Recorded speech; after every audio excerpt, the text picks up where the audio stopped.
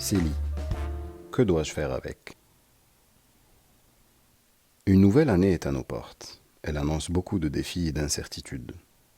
2020 ne nous a pas fait de cadeaux, mais elle a quand même poussé beaucoup de personnes à prendre en main leurs finances personnelles, bon gré et mal gré. C'est donc le moment de fixer des objectifs, de s'éduquer sur les opportunités que nous avons, de bâtir un plan. Une des opportunités que nous avons au Canada pour améliorer nos finances personnelles réside dans un véhicule de placement appelé CELI. Souvent mal compris, il est très rapidement utilisé de la mauvaise manière. Dans cet article, nous allons voir pourquoi le CELI doit impérativement être considéré avec sérieux et discipline afin de bâtir un patrimoine financier. Le compte d'épargne libre d'impôt, ou CELI, est un des comptes enregistrés les plus avantageux dont disposent les résidents canadiens. Et pour cause, il permet aux particuliers de gagner des revenus de placement sans payer d'impôts, et ce de manière parfaitement légale. Du fait que le CELI soit un véhicule simple et très flexible, les investisseurs ont tendance à en abuser. En effet, beaucoup de gens qui réalisent la puissance du CELI veulent investir dans des actions à la mode, des hot stocks, ou faire de la spéculation à court terme, du day trading. Ils pensent uniquement aux gains potentiels qu'ils pourraient encaisser à l'abri de l'impôt, mais trop souvent, ils négligent les conséquences graves que pourrait engendrer une chute de l'action. Un tel scénario expose l'investisseur à une double peine pouvant avoir des conséquences néfastes sur le long terme. Premièrement, la déduction de la perte en capital. La perte en capital dans un compte enregistré comme le CELI doit être évitée à tout prix. C'est pour cela qu'il est recommandé d'investir dans des placements plus sûrs tels que les fonds indiciels. Si un investisseur désire faire de la spéculation boursière, il est plus sage de le faire dans un compte non enregistré. De cette manière, la perte en capital net pourra être utilisée pour réduire le gain en capital imposable des 3 années précédentes ou de n'importe quelle année suivante. On parle alors d'une perte en capital déductible, contrairement à ce qu'elle serait dans un CELI, où cette perte-là ne pourra pas aider à réduire de l'impôt sur de futurs gains. Vous l'avez donc compris, le CELI permet certes d'éviter de payer de l'impôt, mais il empêche de tirer profit de la loi fiscale lors d'une perte en capital. Deuxièmement, une perte permanente des droits de cotisation au CELI.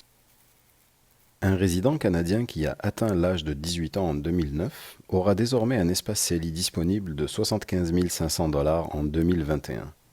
C'est un montant considérable à ne pas négliger. Pour connaître son espace CELI disponible, le calcul est très simple. On doit additionner les 3 éléments suivants. Le plafond de cotisation au CELI de l'année en cours, plus tous les droits inutilisés de cotisation à un CELI de l'année précédente, plus tout montant retiré du CELI dans l'année précédente. Pour l'année 2021, le plafond de cotisation étant de 6 000 $, si vous cotisez à hauteur de ce montant, votre espace CELI sera pleinement utilisé. Si vous retirez 6 000 $, votre espace vous sera restitué l'année suivante. C'est un principe simple et efficace, jusqu'au moment où on décide d'investir dans des actions spéculatives, du day trading. Si par malheur ces actions venaient à baisser, ce qui est fort probable, on risque de perdre non seulement le capital investi, mais aussi l'espace CELI alloué. Cette perte serait alors irréversible. De telles pertes d'espace CELI pourraient nuire de façon significative au cumul de richesses au fil des années. Pour prendre l'exemple précédent, les 6 000 $ perdus auraient pu croître à plus de 34 000 $ sur une période de 30 ans, considérant un rendement de 6% moyen annualisé, ce qui n'est pas du tout négligeable. C'est pour cette raison que je recommande d'investir dans des fonds indiciels à faible coût. Personnellement, j'investis l'argent de mes CELI dans un fonds négocié en bourse de Vanguard appelé VGRO. C'est ce qu'on appelle un fonds à répartition d'actifs, de l'anglais Asset Allocation, constitué de 80% d'actions et 20% d'obligations. Troisièmement, les cotisations excédentaires. Au même titre que les cotisations excédentaires des REER présentées dans l'article précédent, il est fortement déconseillé à tout moment dans l'année de cotiser plus que vos droits de cotisation à un CELI. L'ARC considère dans ce cas que vous avez un montant excédentaire sujet à un impôt égal à 1% de l'excédent le plus élevé pour le mois, chaque mois où l'excédent demeurera dans votre compte. Tout ça étant bon à savoir, il existe quand même des investisseurs qui tirent leur épingle du jeu en spéculant dans un CELI. Ils arrivent quand même à dégager des rendements très intéressants et bénéficier des avantages fiscaux qu'offre un tel outil. Il serait donc assez chanceux pour éviter toutes les trappes dont nous avons parlé. Une telle perspective fait rêver. Des gains à l'abri de l'impôt, zéro taxe. Mais est-ce que ces gens-là sont à l'abri pour autant? Après tout, ils tirent avantage de ce qui leur a été offert de manière légale. Eh bien, ce n'est pas vraiment de l'avis du fisc.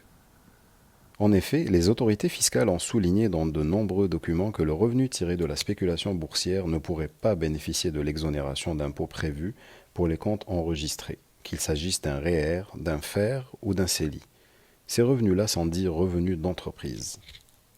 J'avoue qu'il y a une zone grise dans la loi fiscale concernant la limite à ne pas atteindre quand il s'agit d'acheter et de vendre des titres boursiers au sein de votre CELI. Il existe des audits menés par le fisc de manière aléatoire sur un échantillon de comptes CELI. Il regarde en général les cotisations excédentaires ainsi que les transactions spéculatives excessives. Bien qu'il n'y ait pas de seuil défini du nombre de transactions, le fisc se base sur un certain nombre de critères pour pénaliser les investisseurs. Parmi ces critères, il y aurait la fréquence des transactions effectuées durant une période ainsi que la vitesse des achats et de vente des titres boursiers, les connaissances financières du détenteur du compte, sa profession ainsi que son intérêt public pour le trading, la période de détention des titres boursiers ainsi que le temps passé sur son compte de courtage. En somme, autant d'informations objectives qui mènent vers une conclusion subjective.